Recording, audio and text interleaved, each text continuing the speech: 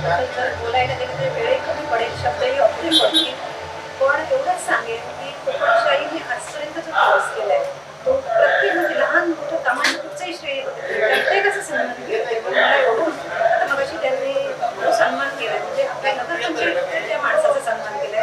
यापूर्वी लोकांचा कोणी सन्मान करते पण त्यांनी खूप सन्मान त्या तिन्ही लोकांचा केलाय. त्यावेळी एवढं मला म्हणून होतं की खरंच म्हणजे कुठेतरी कामाच्या हे नाही, काम प्रत्येकाच्या जागी योग्यच असते पण त्यातून व्यक्तीला जो सन्मान मिळाला म्हणजे त्या माणसाला सन्मानात चिन्ह काही असते पण त्यांना गुलाब पुष्प दिलं असतं तरी त्यांना तो अभिमान होता कारण त्याची किंमत केली जात नाही. मलाही तेच वाटते आजपर्यंत मी अनेक सन्मान घेतले पण आज माझ्या स्वतःच्या गावात पुरामध्ये हा सन्मान घेताना एवढं मला छान वाटतंय की शब्दच अपुरे पडतील.